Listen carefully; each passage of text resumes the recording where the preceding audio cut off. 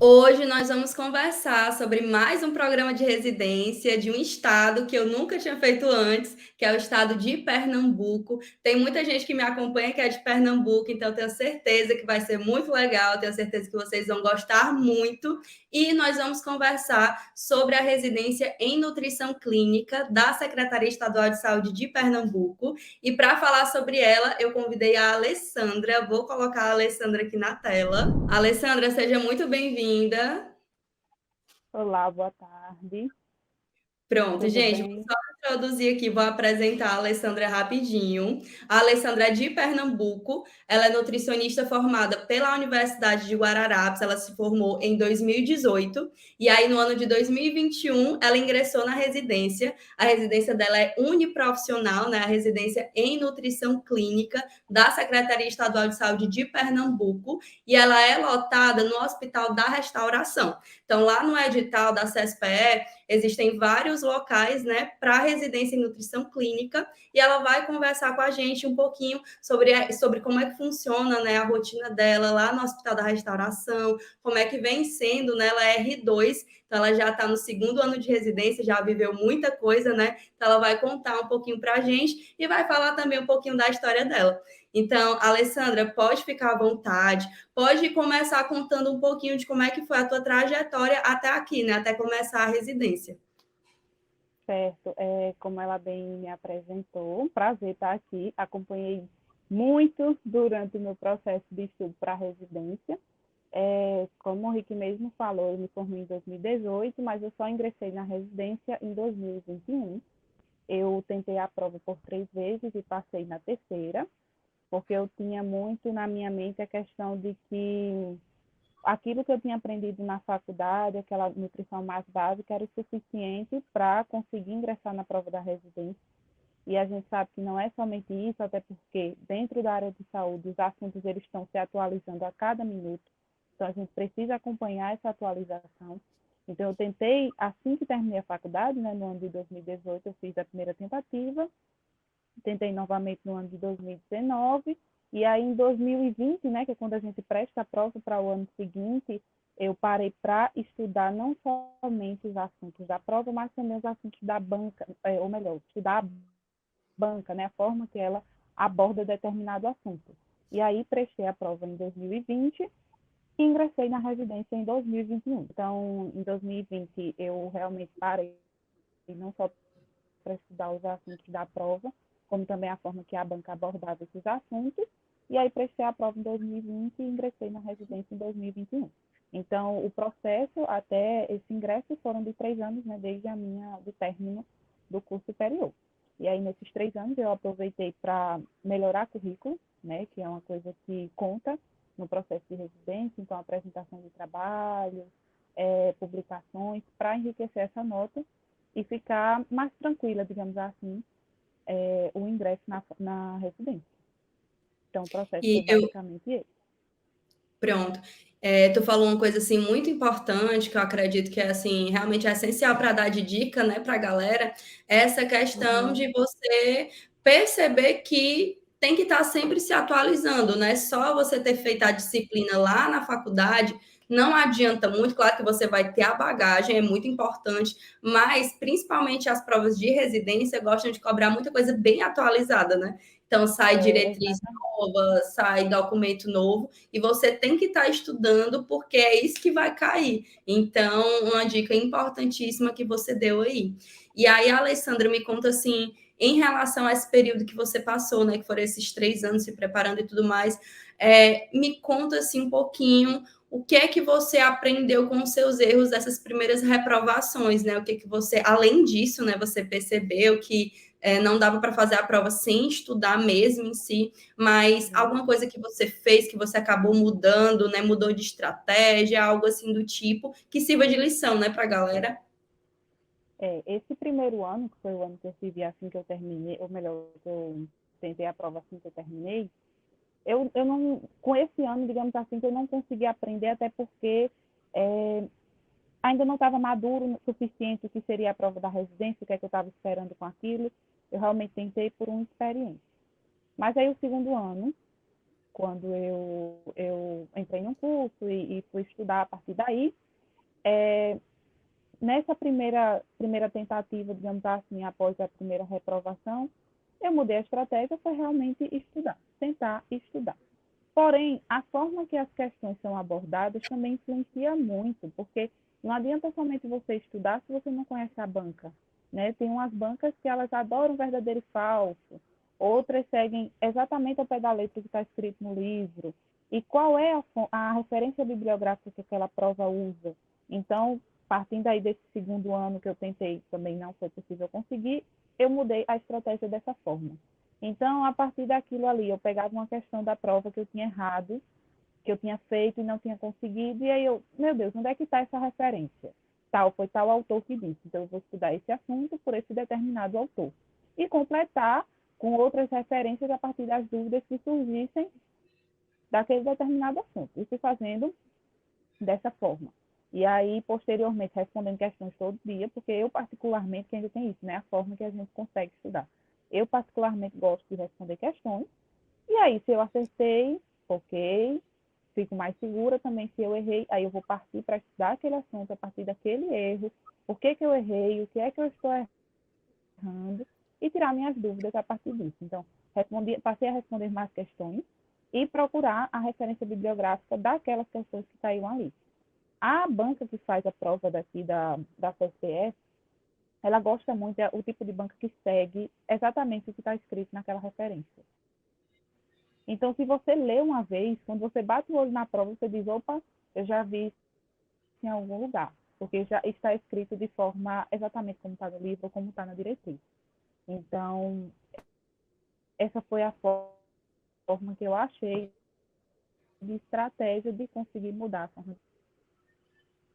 E aí, depois que você começou a utilizar essas estratégias, foi quando você fez a prova novamente, né? E deu tudo certo. Porque, assim, Foi, fiz a prova novamente e deu tudo certo. pronto. Eu vendo a tua fala, assim, é muito isso que eu costumo dizer para a galera.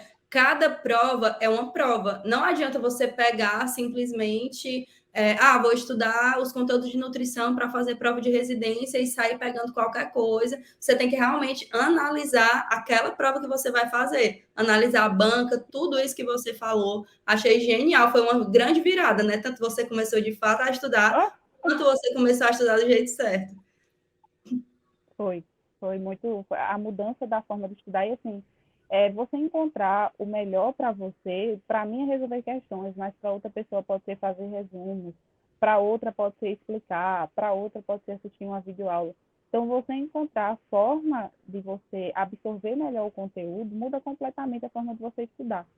Até porque você cria prazer em fazer aquilo, né? Não fica uma coisa, estou empurrando com a barriga, estou estudando, que coisa ruim. Então, você encontrando a sua forma correta de estudar, fica mais fácil, fica até gostoso de aprender.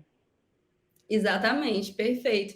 E Alessandra, assim, como é que foi no processo seletivo em si? Como é que foi em relação à prova, né, a que você fez que deu tudo certo, ou até mesmo uma comparação entre as provas? Como é que foi a prova de títulos? Conta um pouquinho sobre isso. Sim, primeiro, aqui, pelo menos no ano que eu prestei a prova, a gente tinha a CSPE, né, regendo as residências aqui, porque a partir do ano de 2022 isso mudou, porque entrou o Enare também, aí as vagas foram divididas em dois processos seletivos. Mas na minha época era somente a CSPE. E aí a gente faz primeiro a inscrição, como em toda a prova de residência, e nessa inscrição, que é feita online, a gente coloca, a primeira parte é o currículo. Então, o currículo daqui, o que é que conta ponto? Monitoria, projeto de extensão, trabalho apresentado em congresso, trabalho publicado, e aí tem a quantidade até que você pode submeter e a sua nota também, que aqui a gente chama de nota global. Eu não sei se tem outro nome para essa nota, né? Que seria a sua média geral do curso, que Uhum. conta ponto também, a depender, até 8, até nota 8 é tantos pontos, até nota 9 é tantos pontos. E aí a gente faz isso de forma online e posteriormente, como em 2020, 2021 estava começando aquela questão ali do Covid, então algumas coisas a gente teve que fazer praticamente tudo online. E aí manda essa documentação comprobatória pelos correios, manda para o Instituto de Apoio, e aí você tem que comprovar tudo aquilo que você colocou no currículo, mais os seus dados, né? Então, eu que já tinha concluído, mandei a cópia do diploma, quem ainda está cursando, manda uma declaração que vai concluir até determinado período de tempo. Posterior a isso, eles vão divulgar a questão do currículo. A prova conta 80% da nota, digamos assim, e o currículo 20%. Então, a gente vai, faz a prova em determinado dia, e assim, acredito que nas demais residências também seja, a gente faz a prova presencialmente, e aí aguarda a data da liberação do resultado, né? Quem foi aprovado e quem não foi aprovado. No ano que eu fiz foi tudo muito rápido, porque anteriormente o resultado saía em janeiro, dezembro para janeiro, e começava a residência em março, mas no meu ano o resultado saiu em fevereiro, para a gente já iniciar no dia 1 de março. O resultado saiu no dia 21 de fevereiro, às 9 horas da manhã. Noto que eu estava um pouco ansiosa, porque até hoje eu tenho gravado na minha mente a hora que saiu esse resultado. Ele saiu dia 21 de fevereiro. E aí a gente vê o resultado lá e tem até 48 horas para se apresentar à Coremu, que é a coordenação da residência. Dentro da CSPE, naquela época e ainda hoje, a gente tem 3 Coremus que estão ligadas a 3 universidades. A minha é da Universidade de Pernambuco, mas a gente tem a Universidade Federal de Pernambuco e a Coremu IMIP, que é uma Coremu exclusiva do Hospital IMIP. E aí a gente tinha até 48 horas para se apresentar. Então, me apresentei à Coremu com a minha documentação. E aí, posterior a isso, a gente tinha mais 24 a 48 horas para se apresentar no hospital, entregar a documentação e aguardar o dia de iniciar, que era dia 1 de março.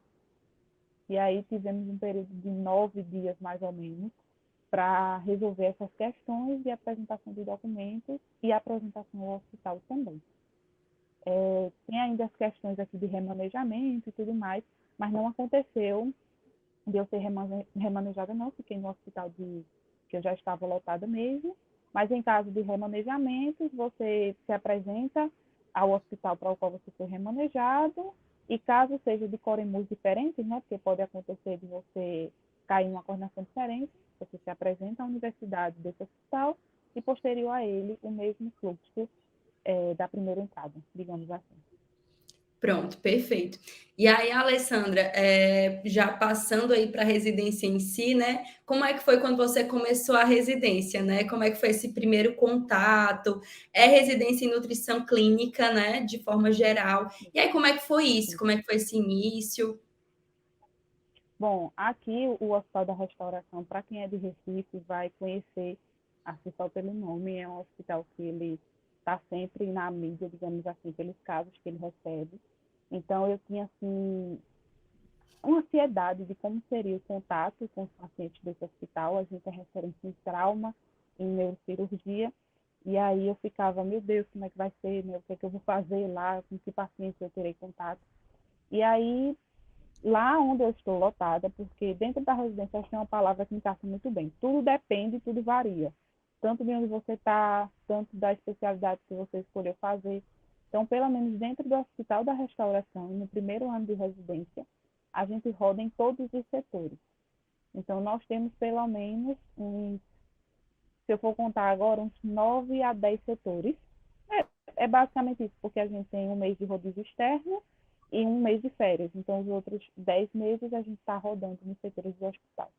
Então, no primeiro ano de residência, a gente passa um mês em cada um desses setores. Eu comecei, o meu primeiro rodízio foi na neuroclínica, então foi uma clínica, para mim foi uma experiência muito legal, né? A gente é referência nesse tipo de paciente.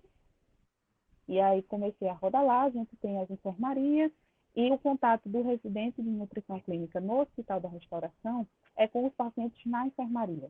Então, a gente costuma visitar, costuma fazer avaliações nutricionais a cada 7 dias, paciente que é admitido a gente avalia, e aí tive esse primeiro contato nessa clínica. Posteriormente, eu fui para a cirurgia vascular e por aí foi seguindo durante o ano. Meu rodízio externo foi em outubro, onde eu rodei na atenção básica, que agora é uma exigência da nossa Coremu, que o nosso rodízio externo seja em atenção básica. E aí eu rodei na gestão da prefeitura aqui de Camaragibe mesmo, que é a cidade onde eu moro. e em novembro eu tive férias. Ao retornar ao hospital, ainda passei dezembro, janeiro e fevereiro como R1 e assumi o R2 em março deste ano, de 2022. E Pronto. aí, Aí, no nosso segundo ano de deixa eu só te perguntar assim, antes de você férias, entrar um pouquinho em mais detalhes, né, na rotina em si desses locais, eu queria te perguntar assim, de quando você começou mesmo a prática, né? Como é que foi assim? No início você ia sendo acompanhada por preceptor, sim. depois você estava em liberdade de fazer sozinho. Como é que foi mesmo assim para você se adaptar na prática, lá, né, no Hospital da Restauração? Bom, a gente tem a prática mesmo já no primeiro dia. No primeiro dia eu já subi a clínica com o preceptor, certo? A gente tem preceptor em todos os rodízios e em todas as clínicas. E a gente tem um acompanhamento com eles, então eu já tive a prática já no primeiro dia, com o preceptor, obviamente. Então, Uhum. como a gente tem essa preceptoria que acompanha, que trabalha com a gente sempre vai ter o preceptor disponível, normalmente, tá? Eles vão estar com a gente todos os dias. Agora, obviamente, com o passar dos dias, com o passar das semanas, a gente vai tendo mais liberdade com relação à prática. Por exemplo, a primeira visita que eu passei com o preceptor ao meu lado. Então, o preceptor, a gente pergunta assim, a gente avalia assim, a gente faz assim, aqui é o prontuário, vamos verificar o prontuário, como que faz uma evolução, até porque cada clínica e cada setor do hospital vai ter a sua rotina, né?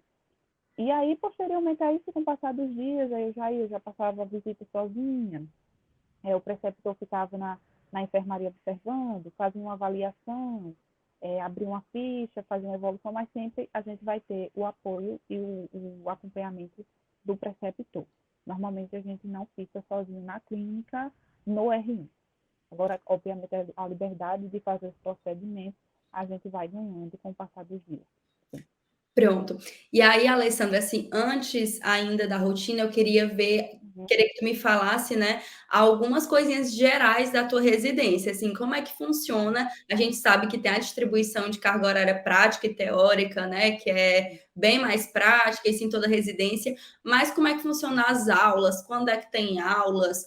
Vocês têm aula de Certo. quê? Como é que é a prática? É só na enfermaria ou tem UTI? Assim, como é que funciona essa distribuição? Como é que funciona a questão de plantões? Se tem plantões nos finais de semana, né? Essa distribuição, como é que funciona as férias? Essas coisas mais básicas.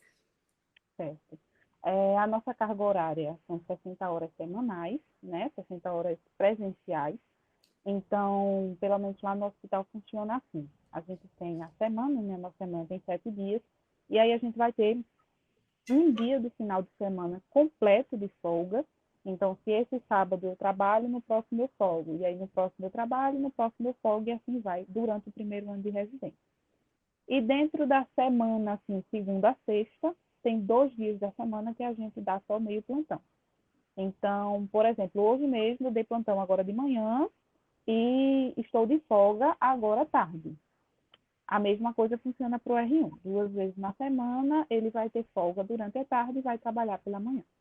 Então, a carga horária é basicamente essa, certo? Quando chegar no R2, aí a gente vai ter 2 finais de semana de folga por mês e nos demais funcionam da mesma forma que funciona para o R1.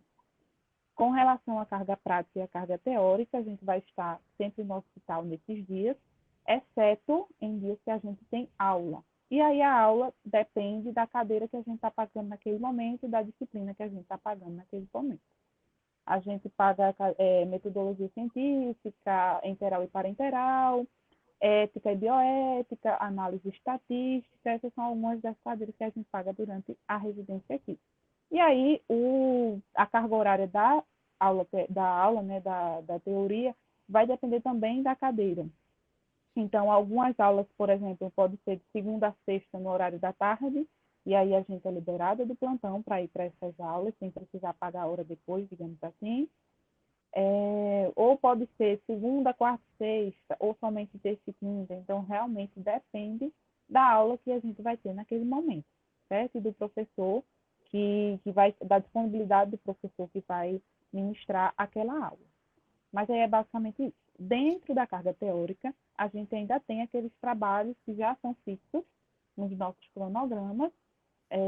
No R1, a gente apresenta 3 trabalhos por mês, que consiste em um clube de revistas, que a gente pega um artigo atualizado, uma revista indexada, referente à clínica em que você está locado naquele mês. Então, por exemplo, se esse mês eu estou na cirurgia, eu vou pegar um artigo que trabalhe um assunto sobre cirurgia, que seja atualizado, uma revista indexada, e vou apresentar para os preceptores.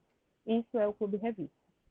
O segundo trabalho que a gente faz é um seminário, também com um tema referente àquela clínica em que você está rodando. Então, você pode ver, dentro da clínica, qual é a patologia que mais está aparecendo aqui para você nesse mês. Então, esse mês eu estou vendo muito fístula. Então, eu vou fazer um seminário de fístula, apresento aos preceptores. Tanto para os preceptores, né, vale ressaltar isso, tanto para os preceptores, quanto para os demais residentes e se tiver estagiário também. Então, essas são as pessoas que compõem a plateia, digamos assim, da apresentação. E o terceiro trabalho, que finaliza o seu rodízio naquela clínica, é o caso clínico. Você pega um paciente e acompanha ele durante todo o internamento, faz as condutas, faz as avaliações, tudo mais, e apresenta isso no final do rodízio. Então, são 3 trabalhos que contam como carga teórica dentro da residência. Em alguns outros hospitais aqui de Recife, são 2 apresentações, um clube de revista e o que eles chamam de seminário avançado, que engloba o seminário e o caso clínico juntos, numa mesma apresentação. Mas, no meu caso, são divididos em 3. No R2, essa quantidade de trabalho diminui para um clube de revista por mês, que é o clube de revista que vai fazer parte da referência bibliográfica do seu TCR. Então, você vai apresentando toda a bibliografia mensalmente. Então, a carga prática e teórica é basicamente essa, no R1 e no R2. Além das discussões que a gente tem também de temas inerentes à clínica, que podem ser discussões diárias ou à medida que o preceptor solicita. Pronto, interessante. Então, Alessandra, essas atividades que vocês fazem, para cada local que vocês passam, vocês fazem todas essas atividades no primeiro ano, né, com mais intensidade, e aí no segundo ano é que diminui, que fica mais voltado para o TCR. Isso, exatamente. Pronto. E aí, você tinha falado, só para eu confirmar, para ver se eu entendi. Isso é padronizado para todos os locais de residência da CSPE, é isso? Não, esses 3 trabalhos com discussões é para o Hospital da Restauração. Alguns Ah, outros hospitais fazem como eu disse a você, 2 trabalhos, que pode ser um clube de revista, seminário avançado.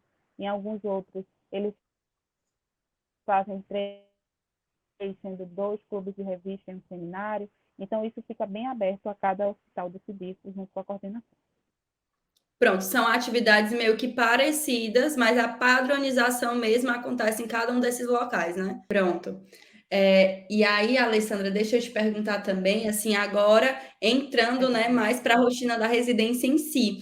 Me relembra, assim, quais são realmente os locais que vocês passam, né? Todos os rodízios, e aí tu vai me contando um pouquinho de como é que funciona a rotina nesses locais, né? Até quais são as diferenças, né, de um para o outro, como é que funciona mesmo a rotina em si. A rotina das clínicas, Isso. certo. A nossa rotina, digamos que a gente tem um padrão dentro do hospital inteiro, e aí varia uma questão de hora ou de ordem dessa rotina, a depender da clínica. Mas, assim, basicamente, nós fazemos visita, certo, aos pacientes. E aí, em algumas clínicas, a gente tem as visitas diárias, que a gente faz todo dia. Pelo menos na clínica que eu estou lotada agora, a gente faz visita diária. Em algumas outras clínicas, a gente tem os dias de fazer essa visita. Avaliação de pacientes. Então, chegou o paciente, foi admitido, a gente vai avaliar. A gente tem uma fichinha que a gente abre com os dados desse paciente e eles são reavaliados a cada 7 dias ou a cada 15 dias, a depender da medida que a gente vai fazer. Posteriormente a isso, a gente tem a verificação de prescrições. Em algumas outras clínicas, a gente vai ter as visitas multidisciplinares. Na clínica que eu estou lotada, a gente tem visita diária com o médico, enfermeiro, nutricionista, e aí a gente acompanha diariamente essas visitas para cada paciente. E aí tem as reavaliações, caso seja necessário, atualização de exames também, evoluções em prontuário.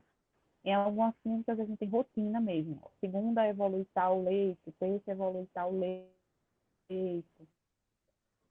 ou segunda evolui tal enfermaria, terça faz isso. Então, depende da clínica cirúrgica, a gente tem as visitas todos os dias, tanto multidisciplinares quanto as visitas exclusivas da nutrição,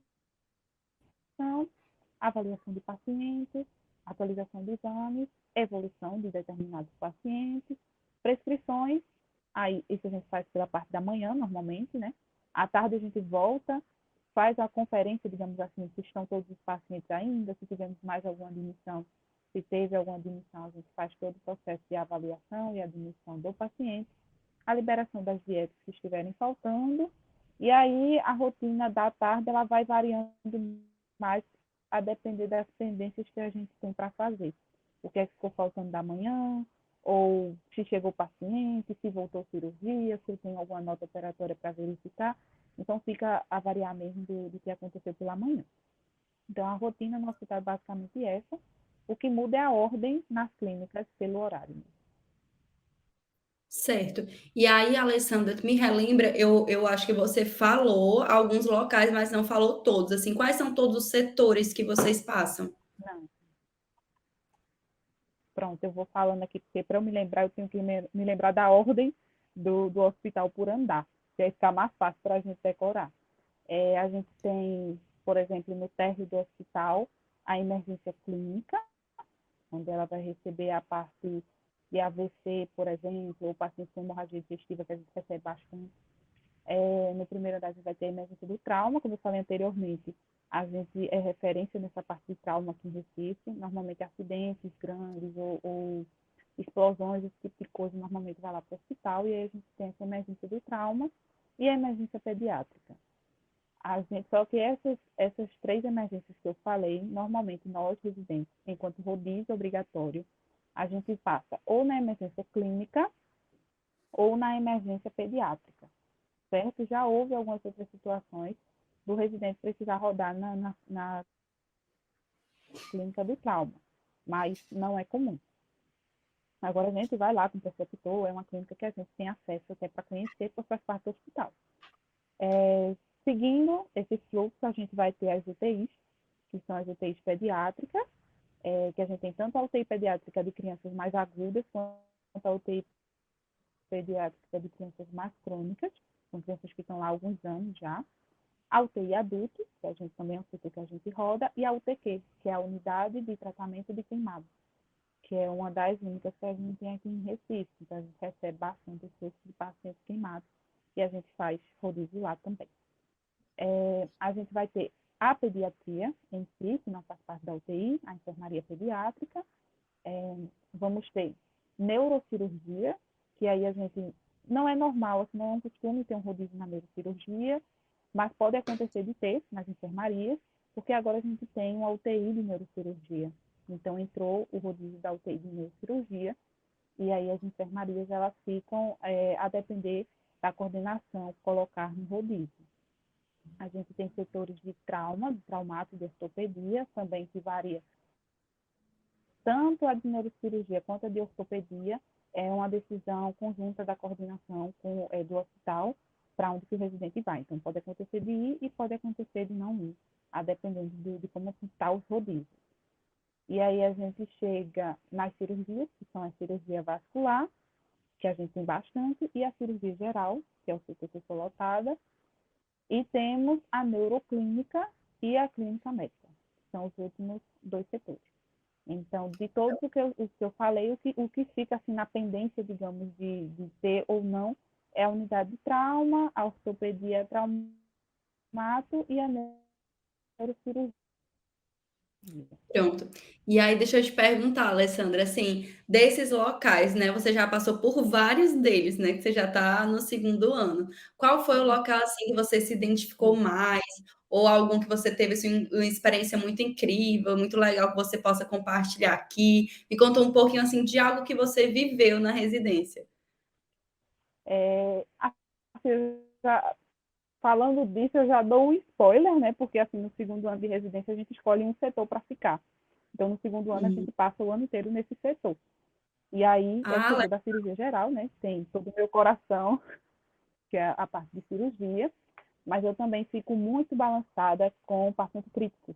Então, tanto a cirurgia geral quanto o setor de UTI me deixaram bem felizes, digamos assim, bem feliz durante o meu rodízio.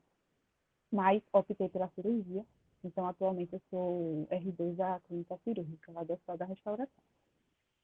Dentro da residência a gente vive experiências assim, lá no hospital a gente costuma dizer que a gente entra uma pessoa, mas a gente não sabe a mesma pessoa. E não só com relação a conhecimento, mas atitude, a enxergar o outro, a saber que o outro está ali precisando de você, até, digamos assim, mais paciência. Sabe aquela questão de achar, ah, meu Deus, nosso fulano tá tão agitado, mas a gente começa a entender o que é que ele está passando. Por que, que ele está tão agitado assim? Então, aquela história de ele grita, mas eu respiro e respondo com calma. Então, a gente tem essas experiências assim. Um dos setores que eu gostei muito também pela organização, mas foi um setor que me deixou bem coração apertado, é a UTI pediátrica.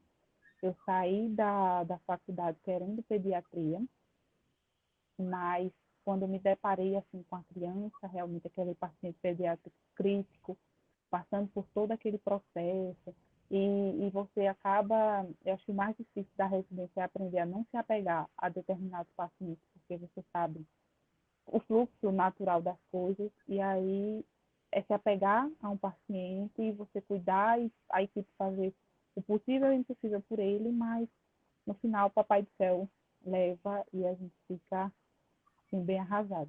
Então são experiências como essa da residência que eu trago e que eu passo para minhas R1 sempre. Eu digo, gente, a gente vai ter aqueles pacientes que a gente vai guardar no coração, mas infelizmente a gente precisa respirar e saber que a gente está ali como profissional, que a gente tem que fazer o melhor por eles, mas que a vida tem um fluxo, né? Tudo pode acontecer. Então, eu acho que é isso. São tantas experiências durante os dias que vão passando, pacientes que vão passando pelas nossas vidas, que vão nos ensinando tanto, ensinando a viver, ensinando a trabalhar, fora os atos de agradecimento, né? Que eu achava muito legal, assim, quando meus pacientes pequenininhos, minhas criancinhas, elas voltavam e reconheciam você no corredor, e dava aquele tia, você ia correndo para abraçar. Então, esses atos, assim, de carinho são, são muito, muito especiais e marcam muita gente durante o processo de residência. Até porque a gente está ali todos os dias. A gente Você dá mais mora realmente que na no sua ponto. própria casa, né? Com certeza. Eu costumo dizer que eu moro no HR e venho visitar a minha casa. No É, momento agora eu estou fazendo uma visita aqui, vim olhar, dar um oi para minha mãe, mas amanhã já estou lá de novo. é. Então eles acabam reconhecendo e se apegando a gente também, enquanto profissional. Eu acho que isso se encaixa até, porque eu ia te perguntar depois, assim, em relação a dificuldade, né? As dificuldades da residência, eu acho que se encaixa até também como uma dificuldade, né? Porque você tem que ir aprendendo a saber separar e aprendendo Isso. a saber lidar com isso, né? Porque você, querendo ou não, você se apega a alguns pacientes, é como você falou, né? É difícil, mas é algo que faz parte, né, também disso. Tem alguma outra coisa que tu encare assim como dificuldade além disso? Eu acho que só o tempo que a gente, que demanda da gente, né? Que é mais de 60 horas semanais. A gente precisa ser realista com isso. São 60 horas semanais presencialmente dentro do hospital. Mas a gente estuda, a gente tem esse trabalho ali dentro do hospital. Então, eu acho que o tempo é uma das maiores dificuldades nessa residência. E, assim, eu acho que os primeiros momentos, quando a gente entra, a gente está ali na euforia, né? Ai, consegui, eu passei, eu estou aqui. E aí você vê, sei lá, aquele primeiro feriado de família que você não vai estar, porque você precisa estar de plantão no hospital. Então, aquele momento que a família inteira vai fazer uma viagem, você diz, ah, meu Deus, não posso ir porque vou estar de plantão no hospital. Então, eu acredito que isso pesa muito no início. Depois a gente se acostuma, a gente entende que é uma coisa que vai acabar, que até a gente vai sentir saudade depois que acabar, porque eu já estou aqui sofrendo, que já está perto de ir embora. Mas eu acho que a parte do tempo e dessa demanda que exige da gente é uma das dificuldades muito importantes. E outra coisa, a gente está ali como estudante, mas somos profissionais também. Então, a parte de separar em que momento eu sou estudante, em que momento eu sou profissional, também é bem difícil dentro do programa de residência. E essa questão que você falou das 60 horas, quando você falou de todas aquelas atividades, né, que você falou, clube revista e tudo mais, e que tem que apresentar seminário, e que tem que apresentar artigo, só daí já dá para ver, né, porque você precisa se preparar para isso, então você precisa montar o seminário, você precisa fazer tudo isso, então acaba passando, mesmo que você tenha um momento específico para isso, mas sempre vai passar, porque você está ali no hospital, não tem muito tempo para fazer outra coisa, você tem que deixar tudo isso para casa, né? Exatamente. Fora outras coisas que a gente pensa em fazer, né? São congressos, que aí é além do programa de residência, você quer fazer um trabalho, você quer submeter alguma coisa, e realmente você tem que fazer no seu horário livre, né? No seu tempo livre. E aí eu acho que é uma das Aham. principais dificuldades. Pronto. E Alessandra, me conta agora em relação a outras vivências, além desses rodízios na instituição mesmo, né? Você falou que rodou na UBS, teve mais algum outro local? E fala um pouquinho também sobre esse da UBS. Bom, a gente faz, como eu falei, né, a gente tem um rodízio obrigatório, que é na atenção básica.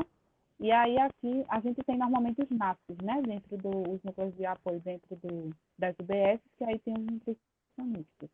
Porém, o meu rodízio eu não rodei junto aos NAFs, eu rodei na gestão. Então, aqui na prefeitura da cidade, a gente tem os postinhos de saúde, né, as UBS, e aí elas são divididas em territórios. E cada território ele vai ter um gerente, que é o chamado gerente de território aqui. E aí eu acompanhava o gerente de território nessas atividades. Eu tinha um preceptor, que era o gerente de um determinado território, mas eu acompanhei também os outros, né? Ele sempre perguntava, olha, você quer ir no território 2 hoje, vai ter uma palestra lá, você vai com a gerente. Tudo bem, vamos acompanhar, vamos ver.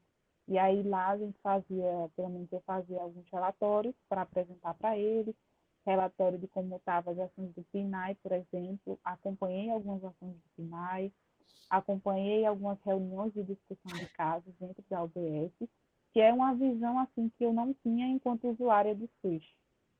Né? Eu não sabia como funcionava esse fluxo da UBS enquanto usuária, não sabia dessa questão das discussões de casos, que eles levam os casos dos pacientes para discutir em um determinado dia, a forma que o caso chega ao NAF, que é por meio de uma discussão, que a gente sabe que o fluxo de demanda do SUS é muito grande.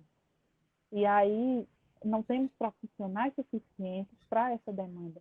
Como é que eles fazem para escolher, digamos assim, quem é o paciente que vai ser atendido? Então, é toda uma discussão que, enquanto usuária, eu não tinha essa visão e nem no hospital terciário eu ia ter.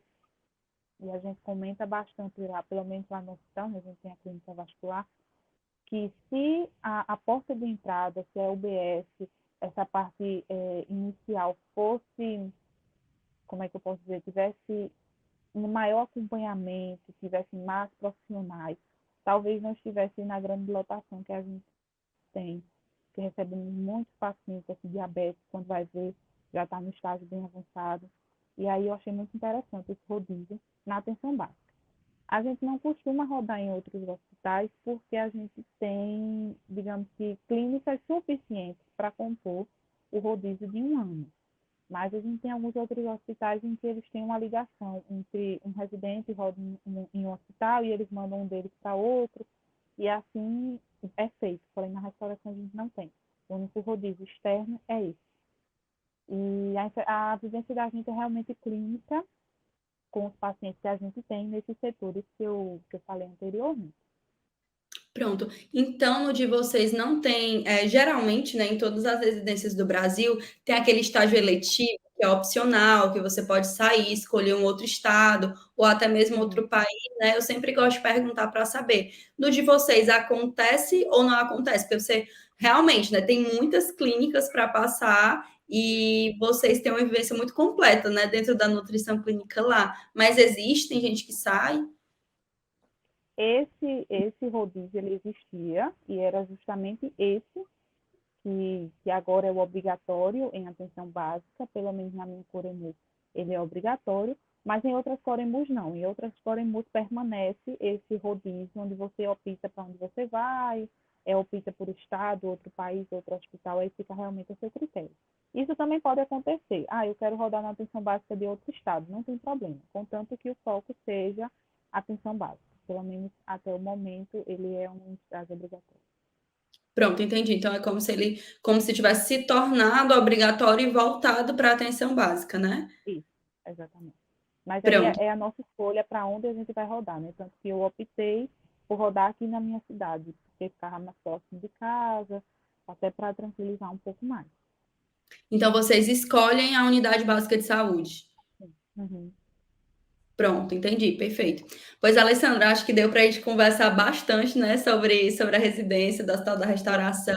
Falamos muita coisa sobre rotina, os rodízios, né, que eu acredito que não dá para você saber sem você conversar com alguém que está lá dentro, né, e a gente não tem essa informação em outro lugar. E aí eu queria, assim, te perguntar, só para finalizar, o que você diria para essas pessoas que estão querendo tentar essa residência, né, que querem esse hospital, ou até mesmo de forma geral, qual conselho, assim, qual dica você daria? Primeiro conselho que eu dou, que é um conselho que eu tive que dar para mim mesmo na época, é que às vezes as pessoas pensam assim: eu não tenho um currículo tão bom, eu não vou tentar. Gente, se esforcem, porque a prova é 80%. O currículo é só mais um empurrão para você passar. É legal fazer, melhorar esse currículo, até porque você vai precisar em outros momentos.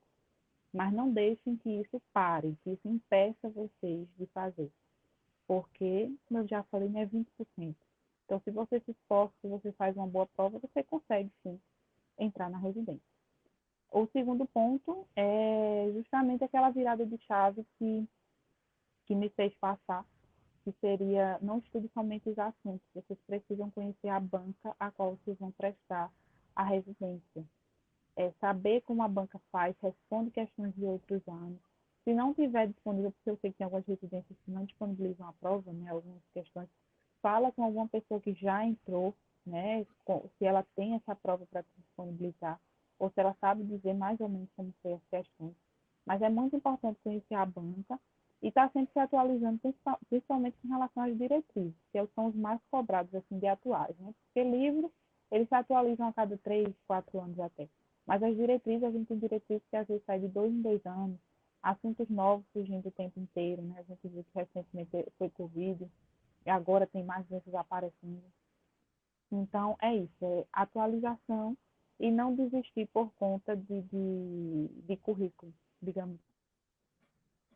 E eu queria até complementar, assim, em relação ao que você falou no começo, que é uma outra lição muito importante que você deu, que é você não desistir na primeira reprovação, né? E aprender com seus erros. Eu acho que foi duas coisas muito importantes, porque tem gente que pensa que só funciona, só dá certo se você ir lá, fizer a prova e passar de primeira, né? Mas não é assim. Tem gente que passa na segunda tentativa, tem gente que passa na terceira, na quarta. Então, se é o seu sonho, você tem que persistir e não só de qualquer jeito, fazer como você fez, né? Você realmente olhar para trás, ver por que é que não deu certo e mudar as coisas, né? Virar o jogo para começar a fazer do jeito certo e conseguir a aprovação e entrar na sua residência e viver aí essa rotina, essa experiência, né, que a gente teve a oportunidade de viver, né? Então é isso.